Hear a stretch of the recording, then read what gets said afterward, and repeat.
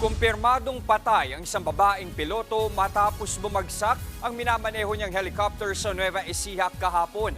Naging pahirapan ang pagkuha sa kanyang bangkay sa crash site. Nasa frontline ng balitang yan, si Gio Robles. Nakalubog na sa sapa ng abutan ng rescuers ang helicopter na yan sa Gimba, Nueva Ecija. Tanging elisi at buntot na lang ng helicopter ang nakausli sa tubig. Ayon sa Gimba Police, bandang alas 5 ng hapon kahapon, bumagsak ang helicopter na may body number RPC-3424 sa sitio Arimongmong na sakop ng Barangay San Miguel.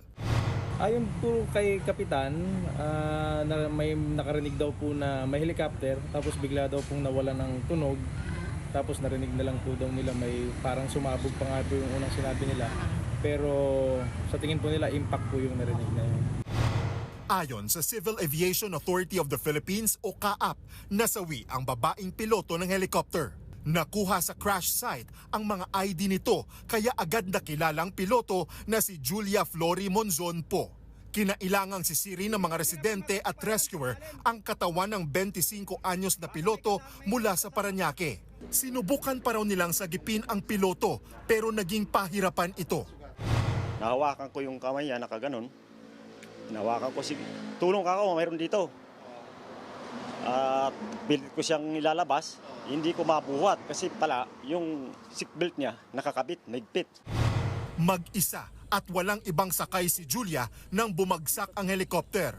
Pasado alas 12 ng tanghali kahapon nang mag-stop over sa Binalonan, Pangasinan ang helicopter mula Baguio para mag-refuel. Base sa report ng Philippine Aeronautical Rescue Coordination Center, ilang emergency alerts daw ang natanggap nila mula sa helicopter bago bumagsak. Gumugulong na ang investigasyon para matukoy ang sanhi ng insidente. Nakuha naman na ng pamilya ng piloto ang kanyang mga labi. Kagabi, personal na pinuntahan ni Willie Revillame ang punerarya kung saan dinala si Julia. Napag-alamang si Julia ay piloto ng TV5 host. Nagbabalita mula sa frontline, Gio Robles, News 5. Mga kapatid, Jess De Los Santos po. Iba na ang may alam at may pakialam sa panahon ngayon. Para sa tuloy-tuloy na balitaan sa Frontline kahit weekend, mag-follow at mag-subscribe sa social media pages ng News 5.